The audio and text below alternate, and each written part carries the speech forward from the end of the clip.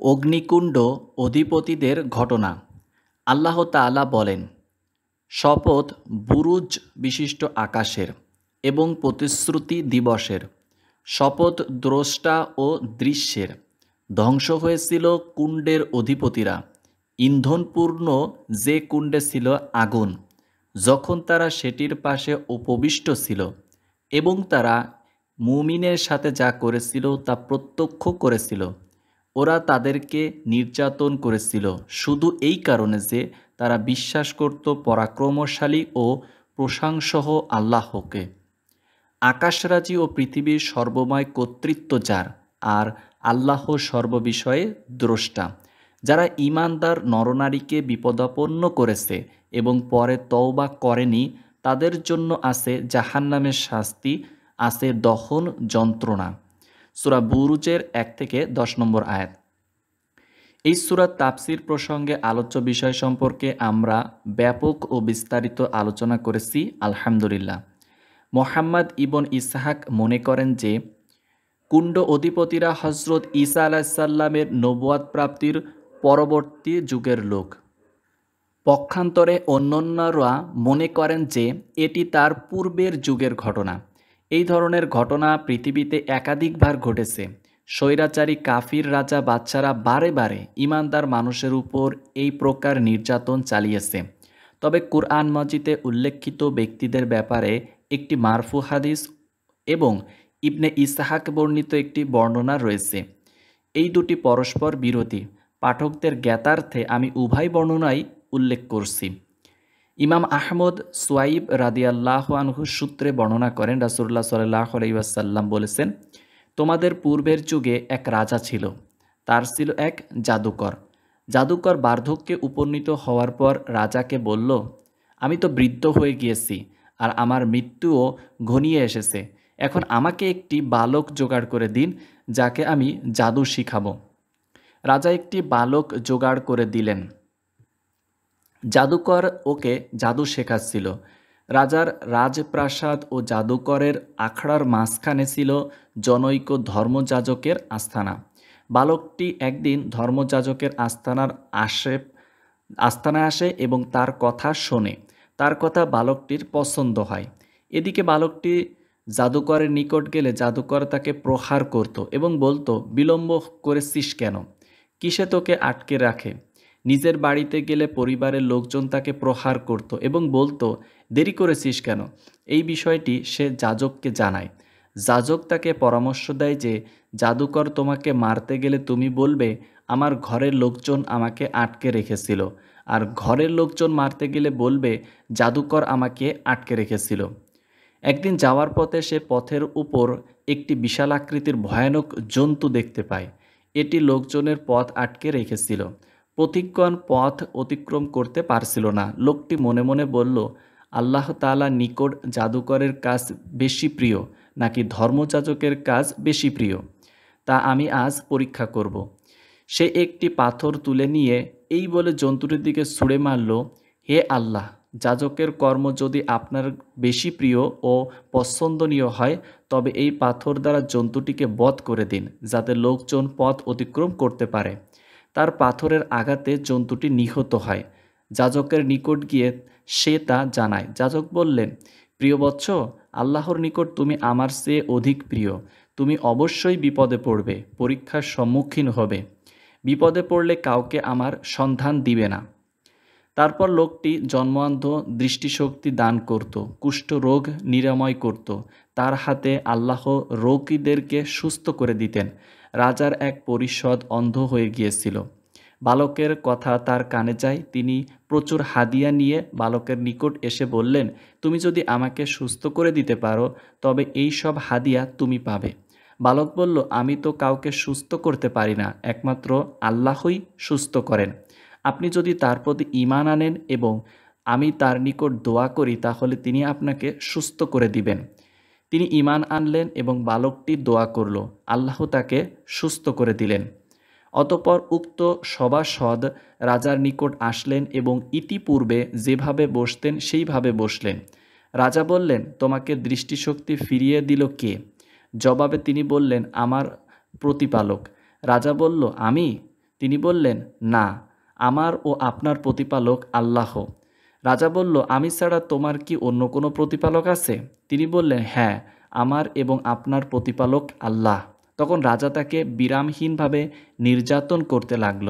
শেষ পর্যন্ত তিনি বালকটির সম্পদ নিয়ে নিলেন। তখন বালকটিকে রাজদরবারে নিয়ে আসা হলো। রাজা বলল, বৎস, জাদুবিদ্যায় তুমি এত পারদর্শিতা অর্জন করেছ যে জন্মান্ধ ও কুষ্ঠরোগীকে পর্যন্ত নিরাময় করতে পারো এবং সকল রোগের চিকিৎসা করতে পারো। বালকটি বলল, আমি তো নিরাময় করি না, নিরাময় করেন আল্লাহ তাআলা। রাজা বলল, আমি বললাম, সে বলল, না। রাজা বলল, আমি ছাড়া তোমার কি অন্য কোনো প্রতিপালক আছে? জবাবে বালকটি বলল, আমার এবং আপনার প্রতিপালক আল্লাহ। তখন রাজা তার উপর বিরামহীন নির্যাতন চালাতে লাগল। শেষ পর্যন্ত সে যাজকের নাম প্রকাশ করে দিল। যাজককে রাজদরবারে ডাকা হলো। রাজা তাকে বলল, তোমার ধর্ম ত্যাগ করো। তিনি তাতে অস্বীকৃতি জানান। তার মাথার মধ্যভাগে করাত চালিয়ে তাকে দুই ভাগে বিভক্ত করে দেওয়া হলো। অন্ধ ব্যক্তিকে রাজা বলল, ওই ধর্ম ত্যাগ করো। তিনি তাকে অস্বীকৃতি জানালেন। তার মাথায় করাত রেখে তাকে দুই ভাগে ভাগ করে দেওয়া হলো। রাজা তখন বালককে বলল, ওই ধর্ম ত্যাগ করো। সে তাতে অস্বীকৃতি জানালো। অতঃপর একদল নিয়ে নয়া লোক দিয়ে তাকে পাহাড়ের উপর পাঠানো হয়। রাজা তাদেরকে নির্দেশ দিল যে, তোমরা পাহাড়ের চূড়ায় উঠে দেখবে সে তার ধর্ম ত্যাগ করে কিনা। যদি সে ধর্ম ত্যাগ করে তো ভালো, নতুবা ধাক্কা মেরে তাকে সেখান থেকে ফেলে দিবে। তারা বালকটিকে নিয়ে যায়। যখন তারা পাহাড়ের উপর উঠল, তখন বালকটি বলল, হে আল্লাহ, আপনার ইচ্ছা মোতাবিক তাদের বিরুদ্ধে আমাকে সাহায্য করুন। এই সময় হঠাৎ সবাইকে নিয়ে পর্বত কেঁপে ওঠে। সবাই পাথর চাপা পড়ে মারা যায়। বালকটি তার পথ খুঁজে খুঁজে সেখান থেকে বেরিয়ে আসে এবং রাজার নিকট উপস্থিত হয়। আর রাজা তাকে জিজ্ঞাসা করে, তোমার সাথে যারা ছিল তাদের খবর কি? বালকটি উত্তর দিল, তাদের বিরুদ্ধে আল্লাহই আমার জন্য যথেষ্ট হয়েছেন। তখন রাজা তাকে তার লোকজন দিয়ে একটি নৌকায় করে সমুদ্রে পাঠিয়ে দিল। রাজা বলল, তোমরা যখন গভীর সমুদ্রে গিয়ে পৌঁছাবে তখন যদি সে তার ধর্ম ত্যাগ করে তবে ভালো কথা, অন্যথায় তাকে সমুদ্রে ডুবিয়ে মারবে। লোকজন তাকে সমুদ্রে নিয়ে গেল। বালকটি বলল, হে আল্লাহ, আপনার যেভাবে ইচ্ছা আমাকে ওদের বিরুদ্ধে সাহায্য করুন। তখন তারা সবাই সমুদ্রে ডুবে মারা গেল। বেঁচে গেল বালকটি। সে ফিরে এসে রাজার নিকট উপস্থিত হলো। তখন রাজা তাকে জিজ্ঞাসা করল, তোমার সাথী লোকজনের সংবাদ কি? লোকটি উত্তরে জানালো, আল্লাহ তাআলা আমার সাহায্যে ওদের ব্যাপারে উপযুক্ত ব্যবস্থা নিয়েছেন। বালক রাজাকে আরও বলল যে, আমি যে পরামর্শ দিব সেই অনুযায়ী ব্যবস্থা না নিলে আপনি আমাকে হত্যা করতে পারবেন না। আমার পরামর্শ মানলেই কেবল আমাকে হত্যা করতে পারবেন। তখন রাজা জিজ্ঞাসা করল, তোমার পরামর্শটি কি? সে বলল, সকলকে একটি মাঠে সমাবেত করবেন, তারপর আমাকে খেজুর গাছের কাণ্ডে শুলে চড়াবেন। এরপর আমার ঝুড়ি থেকে একটি তীর নিয়ে এই বিসমিল্লাহি রব্বিল গোলাম, এই বালকের প্রভু আল্লাহর নামে নিক্ষেপ করছি বলে তীরটি আমার দিকে নিক্ষেপ করবেন। রাজা তখন তাই করল। তীর গিয়ে বালকের ললাটের উপর পড়ল। সে নিজেই ক্ষত স্থানে হাত রাখল এবং শহীদ হয়ে গেল। এইসব দেখে উপস্থিত লোকজন চিৎকার করে বলে উঠল, আমরা বালকটির প্রতিপালকের প্রতি ঈমান আনলাম, আমরা বালকটির প্রতিপালকের প্রতি ঈমান আনলাম।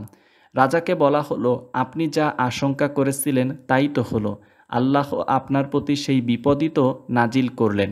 লোকজন সকলেই তো ঈমান এনে ফেলেছে।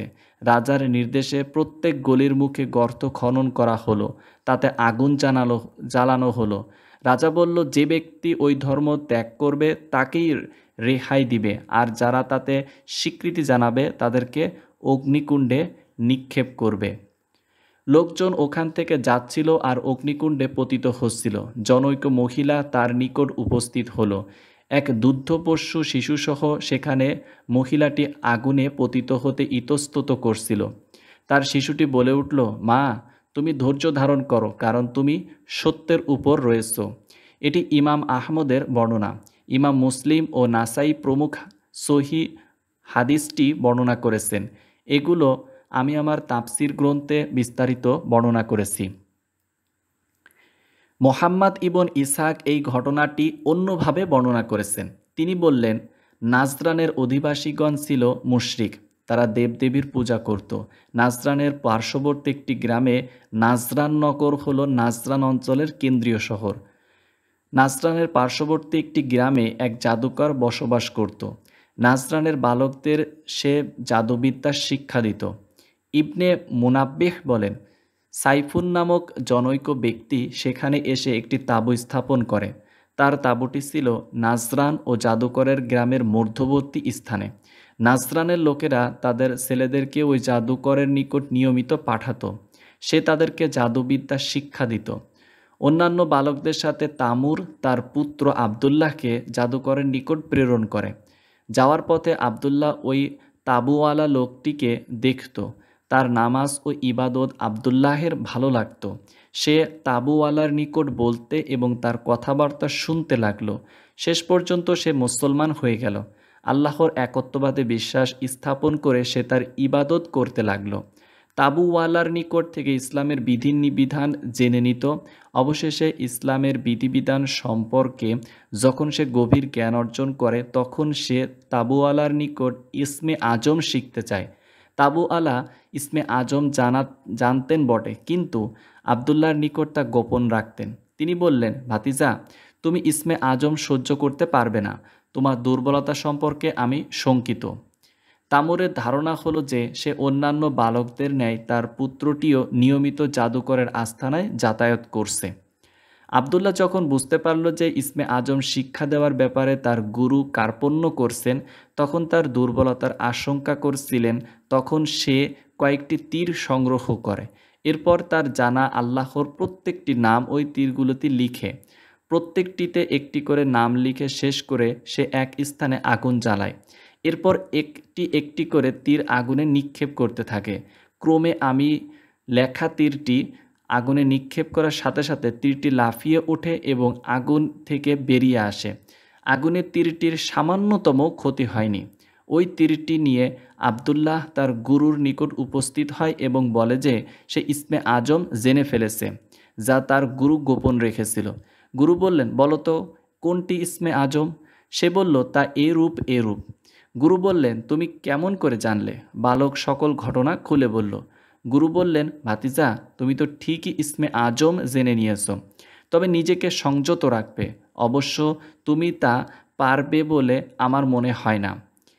এরপর থেকে আবদুল্লাহ নাজরানে প্রবেশ করলে এবং তার দুস্থ ও বিপদগ্রস্ত লোক দেখলে বলতো, হে আল্লাহর বান্দা, তুমি আল্লাহর একত্ববাদ মেনে নাও এবং আমার দ্বীনে প্রবেশ করো। আমি তোমার জন্য আল্লাহর নিকট দোয়া করব। আল্লাহ তোমাকে বিপদ থেকে উদ্ধার করবেন। সংশ্লিষ্ট লোক ঈমান আনলে সেই দোয়া করত এবং আল্লাহর ওই বিপদগ্রস্ত লোককে বিপদমুক্ত করতেন। এভাবে তার বিষয়টি নাজরানের রাজার কানে পৌঁছালো। রাজা তাকে তলব করে এবং তাকে অভিযুক্ত করে বলে যে, তুমি আমার প্রজাদের মধ্যে অশান্তি সৃষ্টি করছো, আমার দ্বীন ও আমার পূর্বপুরুষদের দ্বীনের বিরুদ্ধচরণ করছো। আমি ওর প্রতিশোধ নেব। আবদুল্লাহ বলল, আপনি তা পারবেন না। রাজা পাইক পায়েদার সহকারে তাকে পাঠালো। সুউচ্চ পর্বতশৃঙ্গ থেকে তাকে নিচে নিক্ষেপ করা হলো, কিন্তু তার কোনো ক্ষতিই হলো না। তাকে প্রেরণ করা হলো নাজরানের সমুদ্রে। সেখানে যাই নিক্ষেপ করা হয় তাই ধ্বংস হয়। বালককে ওই সমুদ্রে নিক্ষেপ করা হয়, সে সমুদ্র তাকে নির্নিবাদে উঠে আসে। আবদুল্লাহ যখন সকল ক্ষেত্রে জয়ী হলো, তখন সে রাজাকে বলল, আপনি যতক্ষণ পর্যন্ত আল্লাহতে ঈমান না আনবেন এবং যতক্ষণ পর্যন্ত আল্লাহর একত্ববাদ স্বীকার না করবেন, ততক্ষণ আমাকে হত্যা করতে পারবেন না। আপনি যদি ঈমান আনেন তবে আমার উপর কর্তৃত্ব পাবেন এবং আমাকে হত্যা করতে পারবেন। অগত্যা রাজা আল্লাহর একত্ববাদ স্বীকার করল এবং আবদুল্লাহ ইবনে তামুরের ন্যায় কালেমা পাঠ করল। তারপর তার লাঠি দ্বারা আবদুল্লাহকে আঘাত করে রক্ত প্রবাহিত করে দিল। অবশেষে আবদুল্লাহ মারা গেল। রাজারও সেখানেও মৃত্যু হলো। এবার সকলে আল্লাহর দ্বীন গ্রহণ করলেন। আবদুল্লাহ মূলত হজরত ঈসা আলাইসাল্লামের ইনজিলের অনুসারী ছিলেন। এরপর খ্রিস্ট ধর্মাবলম্বীদের যে পরিণতি হয়েছিল, তাদের পরিণতিও তাই হয়েছিল। নাজরান অঞ্চলে খ্রিস্ট ধর্মের প্রসারের এটাই ছিল মূল কারণ। ইবন ইসহাক বলেন, আবদুল্লাহ ইবনে তামুর সম্পর্কে মোহাম্মদ ইবন কাব ও কতক নাজরান অধিবাসীদের বর্ণনা এইরূপী। প্রকৃত ঘটনা যে কোনটি তা আল্লাহই ভালো জানেন। বর্ণনাকারী আরও বলেন, অতঃপর বাদশাহ ইউনুস তার সৈন্য সামন্তসহ এই খ্রিস্ট ধর্মাবলম্বীদের বিরুদ্ধে অভিযান পরিচালনা করে। সে তাদেরকে ইহুদি ধর্ম গ্রহণ অথবা মৃত্যু, এই দুটির যে কোনো একটি বেছে নিতে বলে। তারা মৃত্যুকেই বেছে নেয়। আক্রমণকারীরা বহু গর্ত খনন করে এবং তাতে আগুন জ্বালিয়ে অগ্নিকুণ্ড তৈরি করে। অতঃপর ওদেরকে তরবারির আঘাতে খণ্ড বিখণ্ড করে হাত পা কেটে ফেলে এবং অগ্নিকুণ্ডে নিক্ষেপ করে পুড়িয়ে মারে। প্রায় 20,000 খ্রিস্টানকে তারা এভাবে হত্যা করে। ইউনুয়াস ও তার সৈন্যদের বর্ণনা নিয়ে আল্লাহ তাআলা তার রাসূলের নিকট এই আয়াত নাজিল করেন। ধ্বংস হয়েছিল কুণ্ড অধিপতিরা, ইন্ধনপূর্ণ যে কুণ্ডে ছিল অগ্নি। এতে বোঝা যায় যে এই ঘটনা আর সহিহ মুসলিমে বর্ণিত ঘটনা এক নয়। কেউ কেউ বলেন যে অগ্নিকুণ্ড বিষয়ক ঘটনা পৃথিবীতে একাধিকবার ঘটেছে। যেমন ইবনে আবি হাতিম আব্দুর রহমান ইবনে জুবাইরের থেকে বর্ণিত, তিনি বলেন, ইয়েমেনে অগ্নিকুণ্ডের ঘটনা ঘটেছিল তুব্বা রাজার আমলে। কনস্টান্টিনোপলে ঘটেছিল রাজা কনস্টান্টিনের আমলের। যখন সে খ্রিস্টানদেরকে হজরত ঈসা আলাইসাল্লামের কেবলা ও তার প্রচারিত একত্ববাদ থেকে ফিরিয়ে নেয়, সে তখন একটি অগ্নিকুণ্ড প্রজ্বলিত করেছিল। যে সকল খ্রিস্টান হজরত ঈসা আলাইসাল্লামের দিন ও তার একত্ববাদে অবিচল ছিল, সে তাদেরকে অগ্নিকুণ্ডে নিক্ষেপ করে পুড়িয়ে মেরেছিল। ইরাকের ব্যাবিলিয়ন শহরে এই ঘটনা ঘটেছিল। সম্রাট বুখতনসর এর শাসনামলে তিনি একটি মূর্তি নির্মাণ করেছিলেন। লোকজনকে নির্দেশ দিয়েছিলেন ওই মূর্তিকে সেজদা করতে। লোকজন সেজদা করেছিল, কিন্তু দানিয়েল আলাইসাল্লাম ও তার দুজন সাথী আজরিয়া ও মাসাইল সেজদা করতে অস্বীকৃতি জানান। সম্রাট তাদের জন্য একটা উনুন তৈরি করে, তাতে কাঠ ও আগুন জ্বালিয়ে সেই অগ্নিকুণ্ডে তাদের দুজনকে নিক্ষেপ করে। আল্লাহ তাআলা তাদের জন্য অগ্নিকুণ্ডকে শীতল ও শান্তিময় করে দেন এবং তাদেরকে আগুন থেকে রক্ষা করেন এবং অত্যাচারীদেরকে ওই অগ্নিকুণ্ডে নিক্ষেপ করেন। তারা ছিল সংখ্যায় 9 জন। আগুন তাদেরকে পুড়িয়ে ছাই করে দিয়েছিল। আসবাত বর্ণনা করেন যে এই আয়াতের ব্যাখ্যায় সুদ্দি বলেছেন, অগ্নিকুণ্ড ছিল 3টি, এক সিরিয়ায়, 2 ইরাকে, 3 অপরটি হচ্ছে ইয়েমেনে। এটি ইবনে আবি হাতিমের বর্ণনা। সূরা বুরুজের তাফসিরে আমি অগ্নিকুণ্ড অধিপতিদের ঘটনাবলী সম্পর্কে বিস্তারিত আলোচনা করেছি। সকল প্রশংসা একমাত্র আল্লাহর। বনি ইসরায়েল থেকে ঘটনা বর্ণনায় অনুমতি প্রসঙ্গে ইমাম আহমদ রাহিমাহুল্লাহ আবু সাইদ খুদরি রাদিয়াল্লাহু আনহু থেকে বর্ণিত, নবী করিম সাল্লাল্লাহু আলাইহি ওয়াসাল্লাম ইরশাদ করেছেন, আমার থেকে তোমরা হাদিস বর্ণনা করো, আমার প্রতি মিথ্যা আরোপ করো না। যে ব্যক্তি ইচ্ছাকৃতভাবে আমার প্রতি মিথ্যা আরোপ করে, সে যেন জাহান্নামে তার আবাস স্থির করে নেয়। বনি ইসরায়েল থেকে বর্ণনা করো তাতে কোনো দোষ নেই। আহমদ রাহিমাহুল্লাহ আবু সাইদ খুদরি রাদিয়াল্লাহু আনহু থেকে আরও বর্ণনা করেন যে রাসূলুল্লাহ সাল্লাল্লাহু আলাইহি ওয়াসাল্লাম ইরশাদ করেছেন, আমার থেকে তোমরা কুরআন ব্যতীত অন্য কিছু লিখবে না। আমার থেকে কুরআন ব্যতীত অন্য কিছু কেউ লিখে থাকলে তা মুছে ফেলবে। তিনি আরও বলেছেন, ইসরায়েলিদের থেকে বর্ণনা করতে পারো, তাতে দোষ নেই। আমার থেকে হাদিস বর্ণনা করো, আমার প্রতি মিথ্যা আরোপ করো না। যে আমার প্রতি মিথ্যা আরোপ করে, বর্ণনাকারী হাম্মাম বলেন, আমার মনে হয় রাসূলুল্লাহ সাল্লাল্লাহু আলাইহি সাল্লাম ইচ্ছাকৃত শব্দটি বলেছেন, সে যেন জাহান্নামকেই তার আবাসস্থল রূপে নির্ধারণ করে নেয়। মুসলিম, নাসাই। আবু আওয়ানা জায়দ ইবনে আসলাম সূত্রেও এই হাদিসটি বর্ণনা করেছেন। আবু দাউদ বলেন, হাম্মাম এতে ভুল করেছেন, আসলে এই উক্তিটি আবু সাইদের। তিরমিজি রাহিমাহুল্লাহ সুফিয়ান জাইদ ইবনে আসলাম সূত্রে এই হাদিসের অংশবিশেষ মারফুরূপে বর্ণনা করেছেন। আল্লাহই ভালো জানেন। ইমাম আহমদ রাহিমাহুল্লাহ আবদুল্লাহ ইবনে আমর ইবনে আস রাদিয়াল্লাহু আনহু সূত্রে বর্ণনা করেন যে তিনি রাসূলুল্লাহ সাল্লাল্লাহু আলাইহি সাল্লামকে বলতে শুনেছেন, তোমরা একটি আয়াত হলেও আমার থেকে প্রচার করো। বনি ইসরায়েল থেকে বর্ণনা করতে পারো, তাতে সন্দেহ নেই। যে ব্যক্তি ইচ্ছাকৃতভাবে আমার প্রতি মিথ্যা আরোপ করবে, সে তার বাসস্থান জাহান্নামে ধরে নিবে। অনুরূপভাবে ইমাম আহমদ রহিমাহুল্লাহ, ইমাম বুখারী ও ইমাম তিরমিজি রহিমাহুল্লাহ ভিন্ন ভিন্ন সূত্রে উক্ত হাদিসটি বর্ণনা করেছেন। তিরমিজি রাহিমাহুল্লাহ বলেন হাদিসটি হাসান ও সহি পর্যায়ের। আবু বকর বাজ্জার আবদুল্লাহ ইবনে আমর রাদিয়াল্লাহু আনহু সূত্রে বর্ণনা করেন রাসূলুল্লাহ সাল্লাল্লাহু আলাইহি ওয়াসাল্লাম প্রায়ই রাতের বেলা আমাদের নিকট ইসরায়েলীদের ঘটনাবলী বর্ণনা করতেন। এভাবে ভোর হয়ে যেত। গুরুত্বপূর্ণ নামাজ ব্যতীত অন্য কোনো কাজে আমরা ওই মজলিস থেকে উঠতাম না। আবু দাউদও বর্ণনা করেছেন। বাজ্জার ইমরান ইবনে হুসাইন রাদিয়াল্লাহু আনহু সূত্রে অনুরূপ একটি হাদিস বর্ণনা করেছেন। তবে বাজ্জারের মতে হাদিসটি ইমরান ইবনে হুসাইন রাদিয়াল্লাহু আনহু থেকে নয়, বরং আবদুল্লাহ ইবনে আমর রাদিয়াল্লাহু আনহু থেকে বর্ণিত। আহমদ রাহিমাহুল্লাহ আবু হুরাইরা রাদিয়াল্লাহু আনহু থেকে এই মর্মে আরেকটি হাদিস বর্ণনা করেন এবং তার সনদ সহি বলে উল্লেখ করেছেন।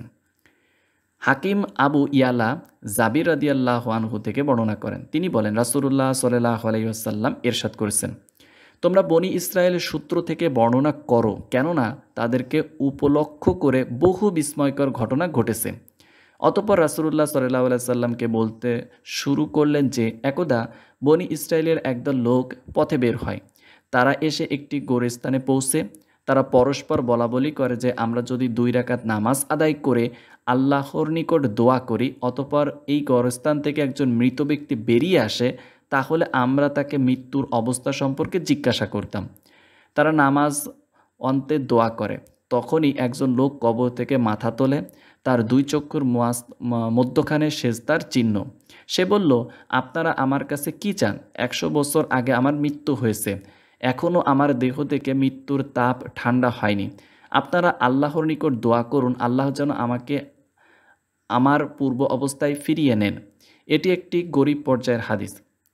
বস্তুত বনি ইসরায়েল থেকে ঘটনা বর্ণনা জায়েজ সাব্যস্ত হলেও তার দ্বারা ওই ঘটনাবলীর কথাই বুঝাবে যেগুলি যথার্থতা হওয়ার সম্ভাবনা রয়েছে। যে সকল ঘটনাও বর্ণনা আমাদের নিকট সুরক্ষিত সত্যের বিপরীত ও বিরোধী হওয়ার প্রেক্ষিতে বাতিল ও অসত্য বলে প্রমাণিত কিংবা সন্দেহমূলক হবে, সেগুলো অবশ্যই পরিত্যাজ্য ও প্রত্যাখ্যান হবে। ওগুলোর উপর নির্ভর করা যাবে না। উপরন্তু ইসরায়েলি কোনো বর্ণনা জায়েজ হলেও তার বিশুদ্ধতায় বিশ্বাস স্থাপন জরুরি নয়। কেননা এই প্রসঙ্গে ইমাম বুখারী রাহিমাহুল্লাহ বর্ণনা করেছেন যে হযরত আবু হুরায়রা রাদিয়াল্লাহু আনহু থেকে বর্ণিত, তিনি বলেছেন, কিতাবীরা হিব্রু ভাষায় তাওরাত পাঠ করে এবং মুসলমানদের নিকট তা আরবি ভাষায় ব্যাখ্যা করে। এই প্রসঙ্গে রাসূলুল্লাহ সাল্লাল্লাহু আলাইহি ওয়াসাল্লাম বলেছেন, তোমরা ইহুদি নাসারাদেরকে সত্যবাদী বা মিথ্যাবাদী প্রতিপন্ন করবে না এবং তোমরা বলবে আমরা ঈমান এনেছি আল্লাহর প্রতি, আমাদের নিকট যা নাজিল হয়েছে তার প্রতি, এবং তোমাদের প্রতি যা নাজিল হয়েছে তার প্রতি আমাদের ইলম এবং তোমাদের ইলম এক, অভিন্ন, তোমরা তার প্রতি আত্মসমর্পণকারী। ইমাম বুখারী রাহিমাহুল্লাহ এককভাবে হাদিসটি বর্ণনা করেছেন। ইমাম আহমদ রাহিমাহুল্লাহ আবু নামলা আনসারি পিতা সূত্রে বর্ণনা করেছেন যে একদা তিনি রাসূলুল্লাহ সাল্লাল্লাহু আলাইহি সাল্লামের নিকট উপবিষ্ট ছিলেন। তখন সেখানে একজন ইহুদি উপস্থিত হয়। সে বলল, হে মুহাম্মদ, এই লাশটি কি কথা বলতে পারবে? রাসূলুল্লাহ সাল্লাল্লাহু আলাইহি সাল্লাম বললেন, আল্লাহ ভালো জানেন। ইহুদি বললেন, আমি সাক্ষ্য দিচ্ছি এই লাশটি কথা বলবে। রাসূলুল্লাহ সাল্লাল্লাহু আলাইহি সাল্লাম বললেন, আহলি কিতাব তথা ইহুদি নাসারাদেরগণ তোমাদের নিকট কোনো কথা বললে তোমরা তাদেরকে সত্যবাদী বা মিথ্যাবাদী প্রতিপন্ন করো না, বরং তোমরা এই কথা বলো যে আমরা ঈমান এনেছি আল্লাহর প্রতি, তার কিতাবসমূহের প্রতি এবং তার রাসূলগণের প্রতি। এতটুকু বলার পরে তারা সত্যবাদী হয়ে থাকলে তোমরা তাদেরকে মিথ্যাবাদী বলছো না, আর তারা মিথ্যাবাদী হয়ে থাকলে তোমরা তাদেরকে সত্যবাদী বলছো না। হাদিসটি ইমাম আহমদ রাহিমাহুল্লাহ এককভাবে বর্ণনা করেছেন। ইমাম আহমদ জাবির ইবনে আবদুল্লাহ রাদিয়াল্লাহু আনহু সূত্রে বর্ণনা করেন, ওমর ইবনুল খাত্তাব রাদিয়াল্লাহু আনহু একদা রাসূলুল্লাহ সাল্লাল্লাহু আলাইহি সাল্লাম নিকট এলেন। তার হাতে ছিল একটি কিতাব। আহলি কিতাবের জনৈক ব্যক্তি থেকে তিনি তা পেয়েছিলেন। তিনি সেটি রাসূলুল্লাহ সাল্লাল্লাহু আলাইহি সাল্লামকে পাঠ করে শোনান। রাসূলুল্লাহ সাল্লাল্লাহু আলাইহি সাল্লাম ক্রুদ্ধ হলেন এবং বললেন, হে খাত্তাবের পুত্র, তোমরা কি এই শরিয়াত সম্পর্কে সন্দিহান? যে মহান সত্তার হাতে আমার প্রাণ তার শপথ, আমি তোমাদের নিকট নিয়ে এসেছি সুস্পষ্ট আলোকময় দিন। তোমরা ওদের নিকট কিছু জানতে চাইবে না, তাহলে তারা হয়তো তোমাদেরকে সত্য তথ্য দিবে, কিন্তু তোমরা সেটাকে মিথ্যা গণ্য করবে। আবার তারা হয়তো তোমাদেরকে অসত্য তথ্য দিবে, কিন্তু তারা তা সত্য বলে মেনে নিবে। যে পবিত্র সত্তার হাতে আমার প্রাণ তার কসম, মুসা আলাহিসাল্লামও যদি এখন জীবিত থাকতেন তাহলে আমার অনুসরণ না করে তার কোনো উপায় থাকতো না। এই হাদিসটি ইমাম আহমদ রাহিমাহুল্লাহ এককভাবে উদ্ধৃত করেছেন। অবশ্য এর সনদ ইমাম মুসলিম রাহিমাহুল্লাহ এর শর্ত পূরণ করে। এই হাদিস দ্বারা সুস্পষ্ট প্রমাণিত হয় যে ইসরায়েলিরা তাদের প্রতি নাজিলকৃত আসমানি কিতাবকে পরিবর্তন ও বিকৃত করেছে, এইসব ভুল ব্যাখ্যা করেছে এবং ওইগুলোর অপব্যবহার করেছে, বিশেষত সেই সব আরবি ভাষ্যের ক্ষেত্রে যেগুলো তারা উদ্ধৃত করে থাকে, এগুলো সম্পর্কে যাদের পর্যাপ্ত জ্ঞান নেই। এই হাদিসগুলো তাদেরই ভাষায় নাজিল হওয়া সত্ত্বেও তারা এর ভুল ও বিকৃতি ব্যাখ্যা করে থাকে। এমত অবস্থায় অন্য ভাষায় তার সঠিক ব্যাখ্যা তারা কেমন করে করবে? এই জন্য তাদের আরবি উদ্ধৃতিতে প্রচুর ভুল ত্রুটি পরিলক্ষিত হয়। তাছাড়া তাদের অসৎ উদ্দেশ্য ও অশুভ মনোভাব তো রয়েছেই। যে ব্যক্তি তাদের বর্তমান কিতাবগুলি মনোযোগ সহকারে অধ্যয়ন করবে এবং তাদের ভুল ব্যাখ্যা ও জঘন্য বিকৃতিগুলো গভীরভাবে পর্যবেক্ষণ করবে, তাদের বিকৃতি ও পরিবর্ধন তার নিকট স্পষ্টভাবে ধরা পড়বে। আল্লাহই সাহায্যকারী ও রক্ষাকারী। তাওরাত কিতাবের কিছু অংশ তারা প্রকাশ করে, কিন্তু তারা অধিকাংশই তা গোপন রাখে। এর যতটুকু তারা প্রকাশ করে তার মধ্যে রয়েছে সত্য, বিকৃতি ও ভুল ব্যাখ্যা। যারা ওদের বক্তব্য, প্রকাশিত বিকৃতি, অপ্রকাশিত তথ্য ও শব্দ অর্থগত দিক থেকে ত্রুটিপূর্ণ ভাষ্যগুলো পর্যালোচনা করবে, তাদের নিকট তা ধরা পড়বে।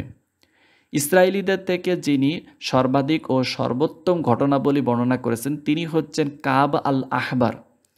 ওমর রাদিয়াল্লাহু আনহুর যুগে তিনি ইসলাম গ্রহণ করেন। আহলে কিতাব থেকে তিনি কিছু কিছু বিষয় বর্ণনা করতেন। ইসলামের কোষ্ঠী পাথরের অর্থের অনুকূল হওয়ায় এবং তার মনকে ইসলামের প্রতি আকৃষ্ট করার উদ্দেশ্যে ওমর রাদিয়াল্লাহু আনহু তার কতক বর্ণনা ভালো বলে গ্রহণ করতেন। এর ফলে বহু মানুষ কাব আল আহবারের থেকে তার বর্ণনাগুলো সংগ্রহ করার সুযোগ পায়। তিনিও সেই সকল বিষয়াদি ব্যাপকভাবে বর্ণনা করতেন, যেগুলোর অধিকাংশকেই কানাকড়ি মূল্য নেই। এর কতক নিশ্চিতভাবেই অসত্য আর কতক সত্য ও বিশুদ্ধ। আমাদের নিকট প্রমাণিত সত্য এইগুলিকে সমর্থন করে। ইমাম বুখারী রাহিমাহুল্লাহ হাজিদ ইবনে আব্দুর রহমান সূত্রে বর্ণনা করেন যে তিনি মুয়াবিয়া রাদিয়াল্লাহু আনহুকে মদিনা শরীফে একদল কুরাইশ বংশীয় লোকেদের নিকট হাদিস বর্ণনা করতে শুনেছেন। প্রসঙ্গক্রমে কাব আল আহবারের কথা উল্লেখিত হয়। মুয়াবিয়া রাদিয়াল্লাহু আনহু বলেন, আহলি কিতাব থেকে যারা বর্ণনা করেছেন তাদের মধ্যে কাব আল আহবার সর্বাধিক সঠিক ও সত্য তথ্য বর্ণনাকারী। এতদা সত্ত্বেও আমরা তার বর্ণনায় অসত্য তথ্য দেখতে পাই, অর্থাৎ তার অজ্ঞতাসারেই এরূপ ঘটেছে।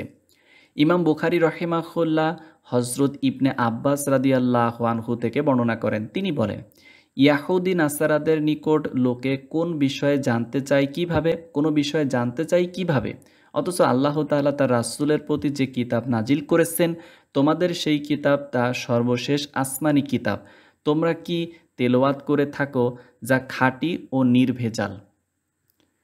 আল্লাহ তাআলা তো তোমাদেরকে জানিয়ে দিয়েছেন যে ইহুদি নাসারাগণ তাদের কিতাব বিকৃত ও পরিবর্তন করেছে এবং তাদের নিজ হাতে কিতাব লিখে তা আল্লাহর কিতাব বলে চালিয়ে দিয়েছে স্বল্প মূল্যের পার্থিব স্বার্থ হাসিলের উদ্দেশ্যে। তোমাদের নিকট যে জ্ঞান এসেছে তা কি তোমাদেরকে ওদের নিকট কিছু জিজ্ঞাসা করতে বারণ করেনি? আল্লাহর কসম, আমি তো ওদের কাউকেই তোমাদের প্রতি নাজিলকৃত কিতাব সম্পর্কে কিছু জানতে দেখিনি।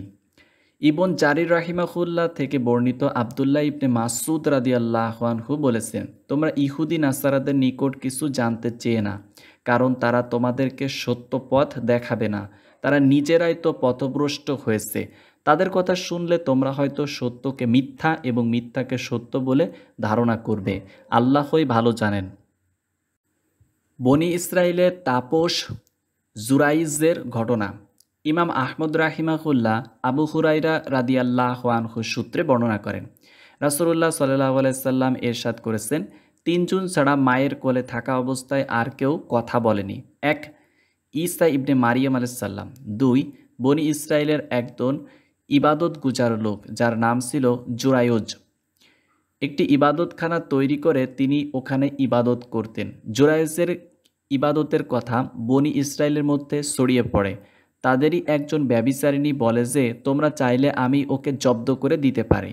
লোকজন বলল, ঠিক আছে, আমরা তাই চাই। সে তখন জুরাইজের নিকট এসে নিজেকে তার কাছে পেশ করল। জুরাইজ সেদিকে তাকিয়েও দেখলেন না। জুরাইজের ইবাদতখানার পাশে একটি রাখাল তার বকরি চড়াতো। সে তার সাথে ব্যভিচারে লিপ্ত হয়। তাতে সে গর্ভবতী হয়ে পড়ে। যথাসময়ে সে একটি পুত্র সন্তান প্রসব করে। লোকজন জিজ্ঞাসা করল, এটি কার সন্তান? সে বলল, জুরাইজের। তারা তখন জুরাইজের ইবাদতখানায় চড়াও হয়। তারা তাকে টেনে নিয়ে নামায়। এমনকি তারা গালাগালি করে প্রহার করে তার ইবাদতখানাটি ভেঙে দেয়। তখন জুরাইজ বললেন, ব্যাপার কি? তারা বলল, তুমি এই স্ত্রী লোকটির সাথে ব্যভিচারে লিপ্ত হয়েছ, ফলে সে একটি ছেলে প্রসব করিয়েছে। জুরাইজ বলল, সেই ছেলেটি কোথায়? তারা বলল, এই যে। জুরাইজ তখন উঠে দাঁড়িয়ে নামাজ আদায় করলেন, আল্লাহর দরবারে দোয়া করলেন। তারপর ছেলেটির নিকট গিয়ে আঙ্গুলে খোঁচা দিয়ে বললেন, হে বালক, আল্লাহর কসম, তোমার জন্মদাতা কে? সে বলল, আমি রাখালের পুত্র। এটা শুনে সবাই জুরাইজের দিকে অগ্রসর হয় এবং তাকে চুমো খেতে থাকে। তারা বলে, আমরা সোনা দিয়ে আপনার ইবাদতখানা তৈরি করে দেব। জুরাইজ বলল, না, তা আমার দরকার নেই। পূর্বে যেমন ছিল তেমন করে মাটি দিয়েই তৈরি করে দাও।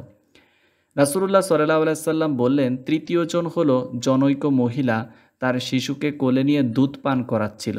সেখানে দিয়ে একজন সুসজ্জিত ঘোড় সওয়ার অতিক্রম করছিল।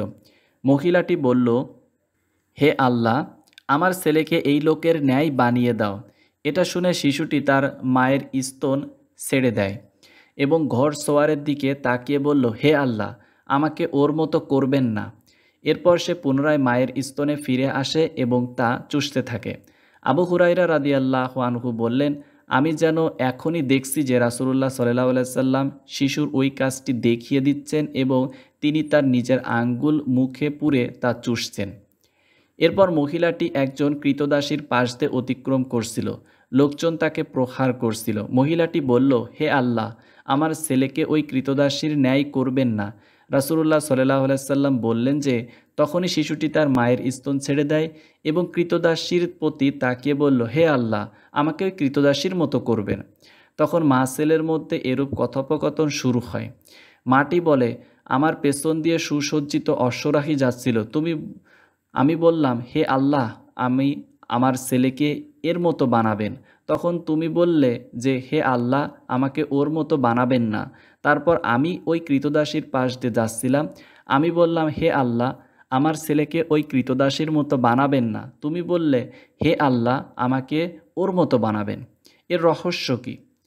জবাবে শিশুটি বলল, আম্মাজান, অশ্বরোহী সুসজ্জিত ব্যক্তিটি একজন প্রতাপশালী ও অত্যাচারী লোক, আর ওই কৃতদাসটি একজন অসহায় মহিলা। তারা তাকে ব্যভিচারের অপবাদ দিচ্ছে, অথচ সে তা করেনি। তারা বলছে, তুই চুরি করছিস, অথচ সে চুরিও করেনি। সে সর্ব অবস্থায় বলছিল, আল্লাহই আমার জন্য যথেষ্ট।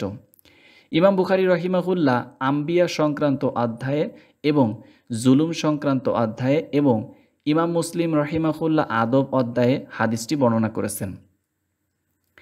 ইমাম আহমদ রাহিমাহুল্লাহ আবু হুরাইরা রাদিয়াল্লাহু আনহু সূত্রে বর্ণনা করেন, নবী করিম সাল্লাল্লাহু আলাইহি সাল্লাম ইরশাদ করেছেন, জুরাইজ একদা তার ইবাদতখানায় ইবাদত করছিলেন।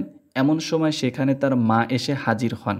তিনি বললেন, হে জুরাইজ, আমি তোমার মা, তোমার সঙ্গে কথা বলবো।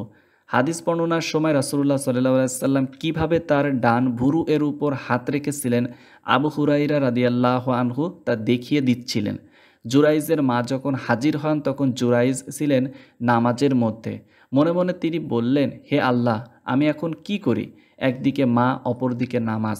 শেষ পর্যন্ত তিনি নামাজকেই প্রাধান্য দেন। তার মা তখন ফিরে চলে যায়। এরপর তার মা পুনরায় তার নিকট আসেন। ঘটনাক্রমে তখনও তিনি নামাজের রত ছিলেন। মা ডেকে বললেন, হে জুরাইজ, আমি তোমার মা, আমার সাথে কথা বলো।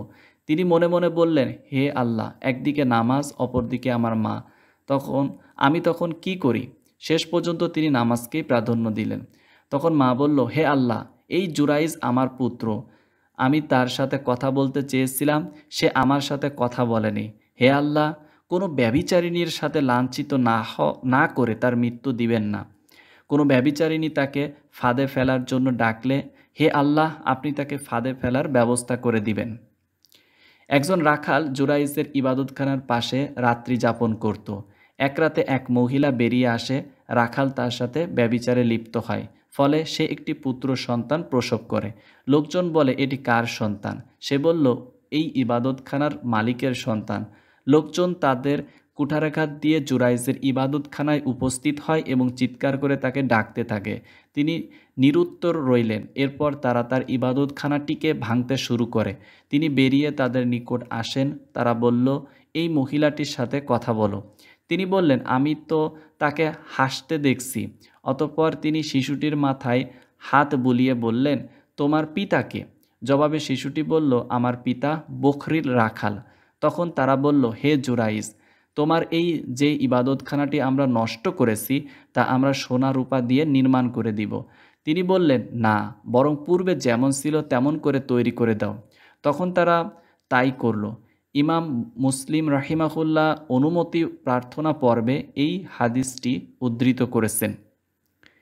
ইমাম আহমদ রাহিমাহুল্লাহ আবু হুরাইরা রাদিয়াল্লাহু আনহু সূত্রে এই মর্মে আরেকটি হাদিস বর্ণনা করেন। তাতে রাখাল পুরুষের স্থলে রাখাল স্ত্রী লোকের উল্লেখ রয়েছে। তাতে বর্ণিত হয়েছে যে এক রাখাল বালিকা নিজেদের বকরি চড়াতো। সে এসে জুরাইজের ইবাদতখানায় আশ্রয় বসত। একদিন সে কোনো এক লোকের সাথে ব্যভিচারে লিপ্ত হয় এবং তাতে সে গর্ভবতী হয়ে পড়ে। সে জনতার হাতে ধরা পড়ে যায়। তখনকার বিধান ছিল ব্যভিচারীকে মৃত্যুদণ্ড দেয়া হতো। লোকজন বলল, এই সন্তানটি কার?